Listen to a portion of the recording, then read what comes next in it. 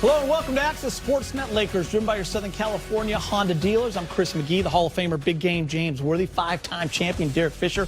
Allie Clifton is here. You'll have Trudell and Brez taking care of the post-game sound. The Lakers get the easy win without Anthony Davis. They score 40 first-quarter points, guys, and they kind of cruised from there. 6 players, James, in double figures, and for the second consecutive game, they shoot 56% from the field.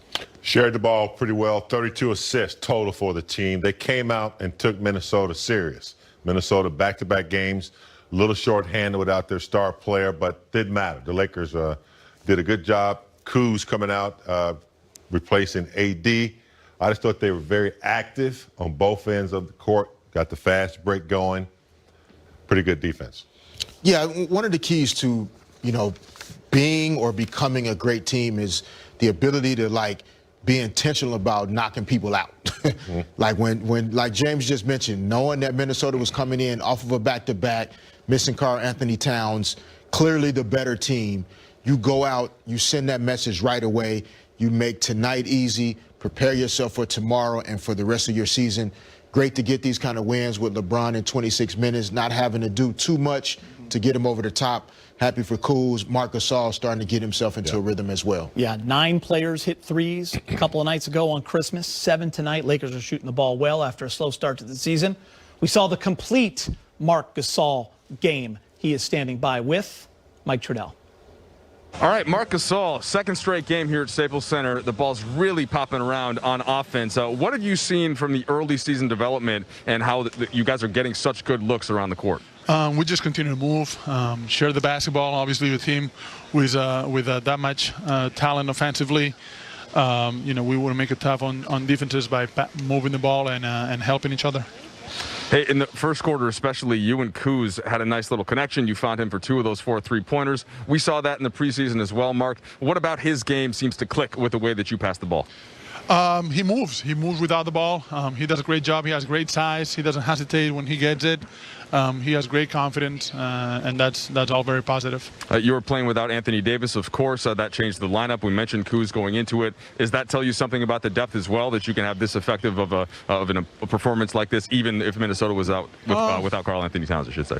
Yeah, well, when you're out without a player like AD, you're going to feel it in different areas. But I thought we did a good collective effort to make up for that loss. I thought defensively we did a much better job on the ball and communicating and doing the schemes and executing the schemes that we had before the game, and finishing possession with rebounds for the most part. I know obviously in the first half we didn't rebound the ball as well, but we got a lot of stops.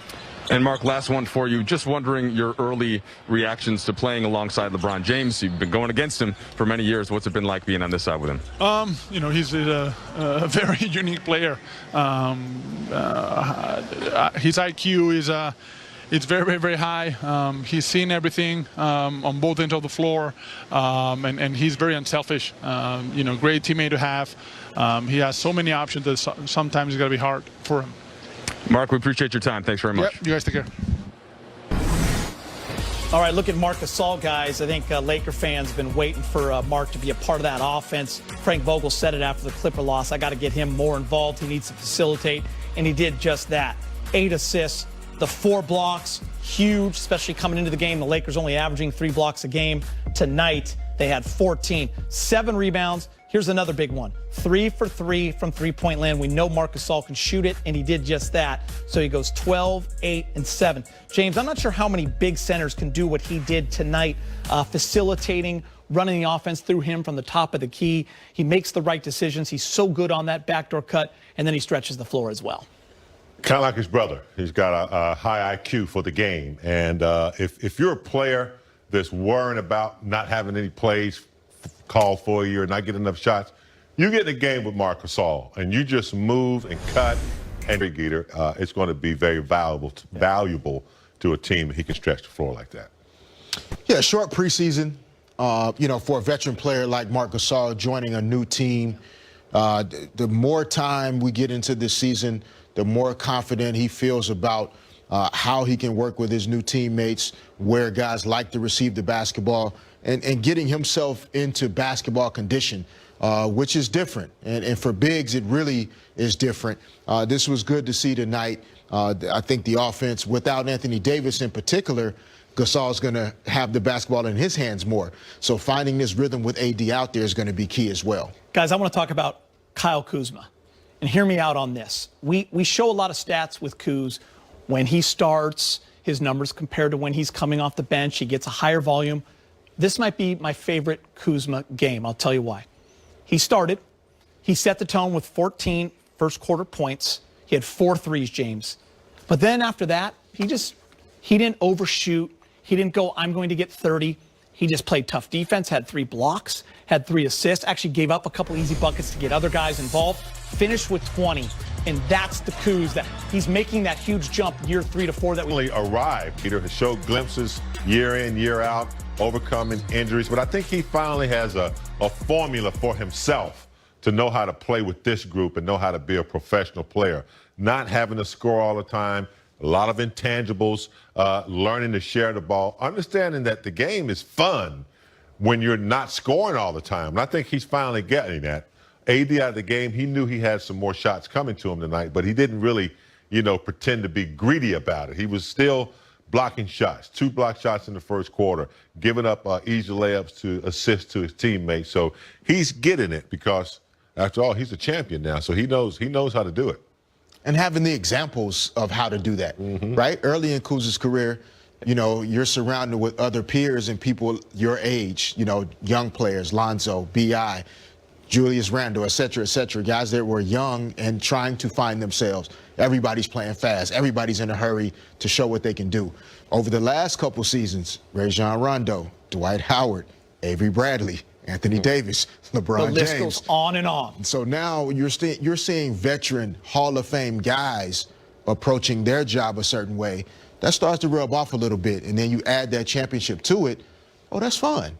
I want to do that again. Yeah. So let me continue to do the things that helped us to get there. Maturing, getting a ring, contract extension, all that stuff, Fish. What can it do for a young player? And why do we see that jump year 3 to 4 so often? Well, I think especially for young men, like our ego, the desire to want to achieve is so high. It just takes a little time for you to start to understand some things about becoming from a teenager when you first come into this profession to becoming a young adult man. So those things about life and job, etc., there's no handbook for that. You have to learn those things. From a basketball perspective, it is hard to explain to everyone at home how important it is to have a guy like LeBron James to observe on a daily basis. I saw it with Kobe Bryant for 13 and a half years. I saw it with Kevin Durant and Russell Westbrook in Oklahoma City. I've seen what it means to have franchise players that approach things a certain way. That also helps, I think, with the maturity and an understanding of how you need to do things in order to be great. Yeah, well said.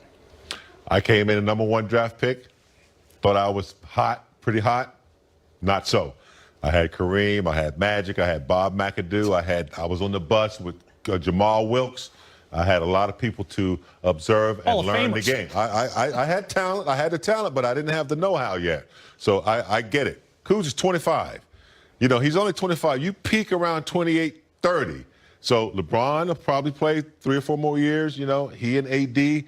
He's going to be really good in a couple of more years if he continues to grow like he's growing, Geeter. All right, well, let's get you to the highlights. Anthony Davis out with a calf injury per game, but as Fish mentioned, second night of a back-to-back, not happening here at Staples. Kuz goes for 20, efficient. LeBron 18, Gasol 12, 6 players in double figures.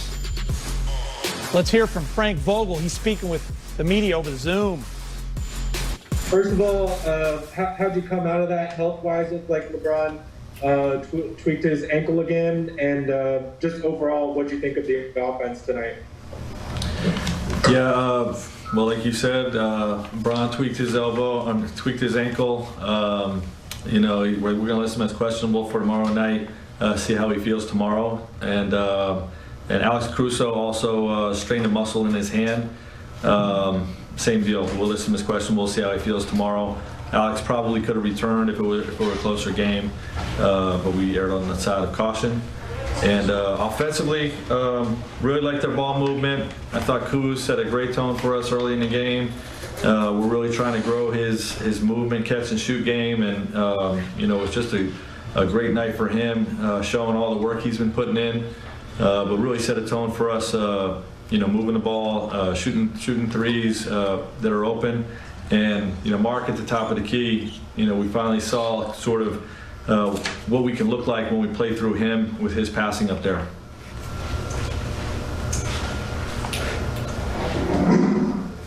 Okay, we're going to go David Meneman. Frank, considering what we spoke about this morning and pregame about AD and the nature of back-to-backs and the intention of playing guys, but obviously if there's anything extenuating that would change things, are you leaning any way on LeBron tomorrow, considering it is a back-to-back and obviously the ankle's now been tweaked twice in 3 games? Not really leaning one way or the other. We're going to see how he feels tomorrow, and we'll make those decisions on a case-by-case, game-by-game basis throughout the year. And if he's healthy and wants to play, we'll put him in there. But we'll see how he feels tomorrow. Okay, we're going to go with Dan Wakey, please. Hey, Frank. Kyle has always been a willing kind of shooter and scorer, but there was a play in the first half, I think, where he's on a fast break and he makes the extra pass to get KCP a layup. He had the 2 block shots. How much of it do you think tonight was the other things in the first half in addition to the shot making? Well, Kuz has really become a hell of a player, and playing in the role that he played in last year, where there was games where he wasn't really that involved in the offense and had to impact the game in other ways. I think in the long run is really, really, really going to help his game. So many young players, they come into this league in different environments, and they're asked to carry a big load offensively. And when you're doing that, sometimes you shortcut some of the other parts of the game. And Kuz has really worked on his defense. He's really worked on his rebounding, his cutting, his running the floor, all those types of things. And I think you saw that tonight when he started scoring the ball, that he didn't force. That was the most impressive thing I think of his night, is when he got red hot. When the ball was swinging to him, defense was rotating.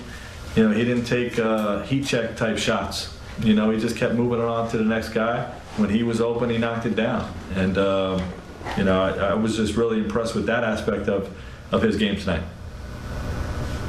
Okay, Bill Orm, please. Hey, Frank, you talked before the game about how this game would test your depth. I'm just curious if you learned anything about about that depth in a situation where you didn't have one of your 2 stars and you didn't necessarily know who was going to step up. Was this how you saw it working, or did you learn something you didn't know about your team? Well, this is what I hoped we would be. And this team was undermanned, so when we learned that Cat was out, it becomes a trap game, right? Their best player's out, and they have an opportunity to come in here and catch us sleeping, and we didn't do that. There's a lot of upsets around the league today, and our guys came in with the mindset that we weren't happy with our defense the first 2 games. We're going to really pick that up, and we really got after it. And then, like you said, the depth, I think, was on display tonight with the many ways that this team can put points on the board, and, the defensive talent that we have as well. So LeBron questionable, Caruso as well. We'll see about AD for tomorrow night. Lakers are back in action Monday. Second game of the back-to-back, first one of the year against Portland. Game time's at 7. We'll get you started with Access Sportsnet. Lakers at 6. Game time coming to town. Much more ahead. Kyle Kuzma got the start and made the most of it. 20 points for Kuz and the Lakers. 127-91 win. We'll have more. Pope coming. Little dish behind the back. Kuz, complete player. Allie, I thought Kuz had a lot of little passes, like kind of old school Magic style. Did you guys notice that? Or? Yeah. Kuz had a complete game tonight. Kind of like you. Thanks Crispy for getting high. in there, Allie. Driving a double-decker tonight on the Kuz. Man on an bus. island over here, obviously. Fish. Save the show. Access 360. Kuz? Yes, Kuz had his all-wheel drive tires on. Go to tonight the wall, James. on the Get out of bus. the way. I'm out No, the I'm way, not going to the man. wall. I love this part of the show. No, I'll go to the wall. I'll go to the wall just in case. Just in case. Kuz, all-around game tonight. Crew, passing, cutting, moving without the basketball. Obviously started shooting it well. No problem. But Kuz here. Should have gotten there earlier, but still gets the block, runs the floor to the wing, gets the three. He had already made one, so at this point, the basket is big as day right now. Here, talked a lot about playing through Marc Gasol at that pinch post elbow area. Good pass, cut. Kuz goes to the rim for the finish. And then now, because he's finishing at the rim well, he'll have some of the drop-off passes that we were talking about before. Here, this is what you talk about maturity, right? Could have easily let Montrez just go down, miss that layup, not make the effort to sprint down and follow that up.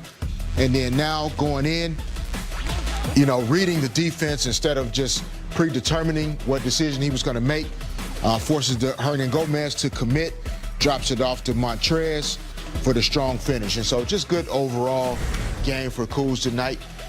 Shooting, driving, attacking, passing. Nice Kuz bus game tonight.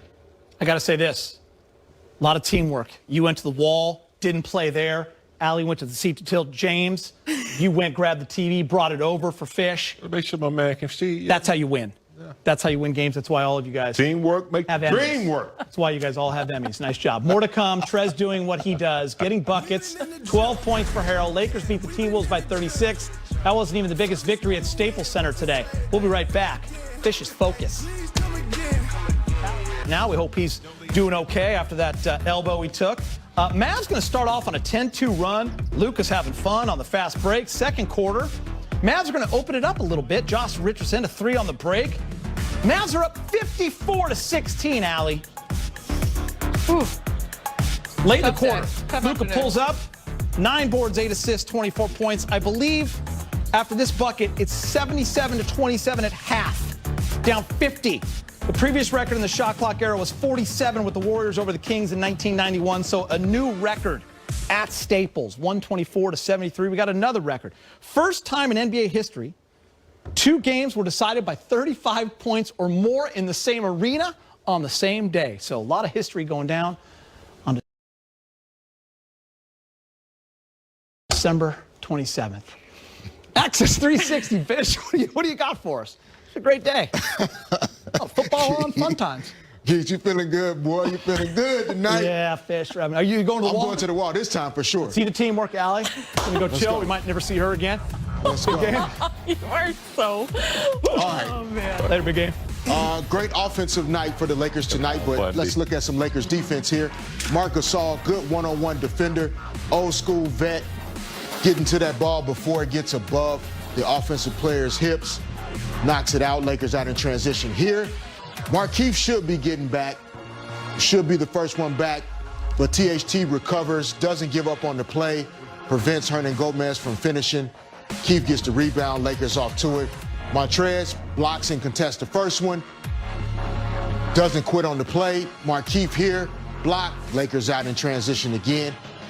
And then good defense. Activity on the backside. Good closeout. Keeping them out of the middle. Wes Matthews forcing them down here. Markieff there. Montrez in the drop position.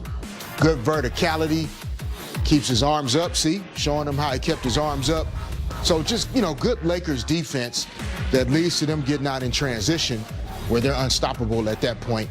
And they'll have to keep that up tomorrow, especially against a really good offensive Portland Trail Blazers team. You're having a great first half of the show. Thank you, sir. I appreciate that, Geets. Game high 20 points for Kyle Kuzma in the win. You're welcome. He's speaking with Mike in the media. Good job, Jim. Hey, Kuz, 9 starts last year, mostly when LeBron or AD sat, and you averaged right around 20. You had that in the first half tonight. What is it about playing with that unit, getting a chance to get a rhythm, shots, etc., that seems to help the flow and the efficiency? Just more opportunity. Obviously we got 2 superstars, and rightfully so. But when one of those guys are out, I just have more opportunity. Yeah, first half especially, some of those passes were coming from Marc Gasol. He said that he likes the way that you cut. He's obviously pretty good at seeing the floor. How has that little two-man relationship helped you on offense, and how much do you think that can be a thing moving forward? Really good. Right after he signed, I just dove deep into film, watching him, realizing how great of a passer he was, and anytime I'm with him, I just try to play, whether that's two-man games, Boston cuts, any type of movement, because I know he's going to find me. So. If I have this right, I don't think you took a shot in the second half that Frank just mentioned last year, helping the all-around game. What were you seeing out there if that was the case? I just didn't have shots. Maybe could have took one or two, but just try to take what the defense gave me, and I saw a lot of open men out there. Obviously being hot in the first half, I was a focal point for their defense in the second half, so used that to my advantage, and had that gravity, and my teammates just kept pouring it in. Okay, we're gonna go with Kyle Goon next, please. Hey, Goose. Frank said he feels like some of the ways you had to adapt to find different ways to impact the game last year really has helped move your game forward this year. Do you feel that's true? And if so, has that taken you time to kind of appreciate the effect that playing and sort of that adaptable role has had on your game? Obviously last year just trying to find ways to find extra minutes and scrap, and knowing that even now it's not about scoring with myself, because just the firepower that we have, and just the overall makeup of my team, it's never really about scoring anymore. So I just try to find ways to impact the game and just take shots when I have them, and it's made me a better player. So it's really just looking at the forest instead of looking at the tree ahead of you, and treating it as a marathon, and just year by year just trying to add to my game, whether or not the stats reflect it, but just improving and adding it all up year by year. More to come on Access. LeBron James, 18 points and 9 rebounds in the big win at Staples Center. One of 6 Lakers who scored in double digits. We'll hear from KCP after the break. All Lakers, 127-91. The second consecutive game, they shoot 56%, 13-35 from 3, 32 assists. They did it all, and of course, the number 1 bench in the league does it again for 58 points. 18-9 for LeBron, just 26 minutes. He's speaking with Mike in the media. Hey, LeBron, I don't want to encroach on McMenamin's turf here by asking about the wine to ankle ratio and all that, but I will anyway. How's it feeling? And clearly look fine, but what's the status? It's been better, but it feels pretty good. Obviously, tomorrow, once I go to sleep and lay down, will be the telltale sign of how good or how not good it is. So I don't want to say I'm looking forward to that, but we'll see tomorrow. I just wanted to ask you about playing with Marc Gasol, and somebody with that hoops IQ and the way that he passes. He made some comments after the game about kind of the way that you see the game, like so few do. When you have 2 guys at the same time, like a little bit like you and Rondo last year maybe, what does that do, and what have you learned about him early so far? There's certain guys that just see plays before they happen, and able to do it with their mind, do it with the pass, and Marc is one of those guys. Just his basketball IQ. It's like he said, there's not many that kind of see the game like that. So, I've been privileged to back-to-back years to be alongside Doe and now be alongside Marc, who sees the game very similar to the way I see it. Okay, David Benjamin. LeBron, you mentioned the other night when talking about your offense that you could have had 40 assists. Tonight you have 32, put 6 guys in double figures when AD doesn't even play. what are the offensive metrics and goals? What should they be for this collection that you guys have with the Lakers this year? I mean, there's no okay, we don't set out a goal for how many assists we want to have per night, but we want to move the ball. We shouldn't take many bad shots, if any at all, because we have so many body movement, player movement, and we have so many guys that can just make shots. But we got guys that can make the right play, make the right pass, from Dennis to Mark to myself. You've seen some unbelievable passes from Kuz tonight, AC, and the list goes on and on. That the guys that could just make the right play. So, no one should ever feel pressured to take a bad shot when guarded, because we can always get the ball moving from side to side. Attract two defenders and get it spraying out. And I mean, as you saw, multiple actions tonight. Kuz had a drive where he was able to skip it to me. And I had a shot, but we had a greater shot to Mark, and Mark was able to drain that one. And then another instance where we moved the ball, shared the ball all the way around. KCP came off, could have fired a three, but he hit Mark again at the top of the key, then went back door and got an and one. So we have the ability to do some great things offensively. That's just not, it shouldn't be, feel pressure about it. Okay, Kyle Boone, please. Hey, LeBron. A couple weeks before the season, you shared on social media that you thought Kyle was going to be the breakout player of the year. What are you seeing from him so far? Obviously, when he makes threes like it was tonight, we all see that. But what do you see, sort of the edges of his game getting more refined to kind of fulfill that prediction? The game is just slowing down for him. His ability to score the ball, we all know about that. His shot-making ability, either guarded or unguarded. But what he's done this year so far, what he did through our short training camp, and what he did actually, later in the postseason, you started to see that extra pass. He started seeing plays happen, and you look at the pass that he had to KCP in transition tonight. You see the dump off that he had to Trez for a dunk. He's just starting to make plays and see plays. That he didn't see, in his first couple of years, and that's all part of growth. I mean, he's in year 4, and the game is just slowing down tremendously for him, and he's going out there and just playing the game. Okay, Dan Mikey, please. Hey, LeBron. How adaptable is this team going to have to be this year with guys kind of being in and out for whatever reason? And how adaptable do you think you guys look tonight? It seemed like nobody tried to do too much is kind of the takeaway. Yeah, that's going to be our identity. No one should ever feel like they need to do too much.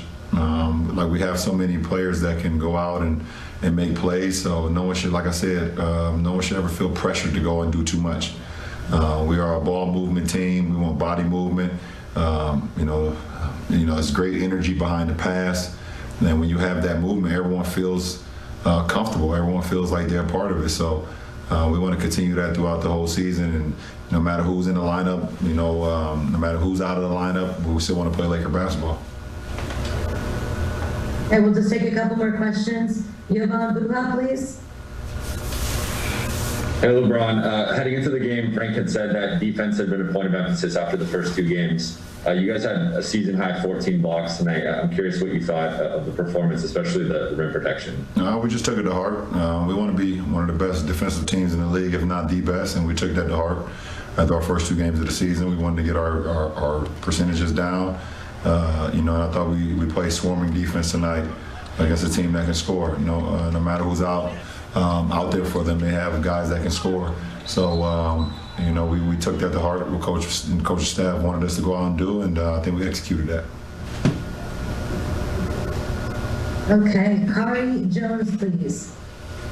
What's going on, LeBron? What does wins like this do for the team? Like, does it give you opportunity to kind of do different lineups to see what works? Because I know it's still early on in the season.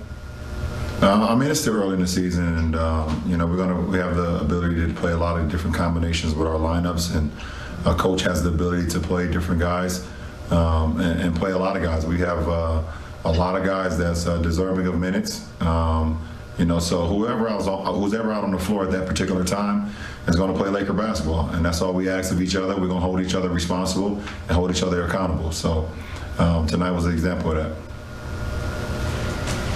All right, thanks so much, LeBron. Appreciate it. Have a good night. All right, LeBron James, check this out. He has tied Kevin Garnett, fourth best all time, 1,260 straight games with 10 points. Most games with 10 points or more, ties Kevin Durant for fourth all time. So that's pretty cool. The ankle obviously going to be a little sore fish, James, Allie, but we expect LeBron to be just fine, don't we?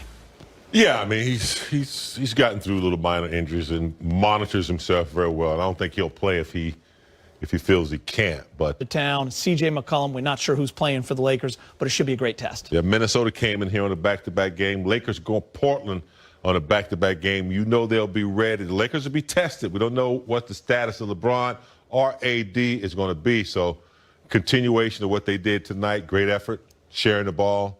That's a good start. This was the first-round opponent for the Lakers in these past playoffs, too. So that's what I was just thinking. And when you get a crack at that team that eliminated you from the playoffs the year before, trust me, you swinging for the fences, buddy. Yeah. A healthy Portland team, too, they're not going to be an 8 seed this year.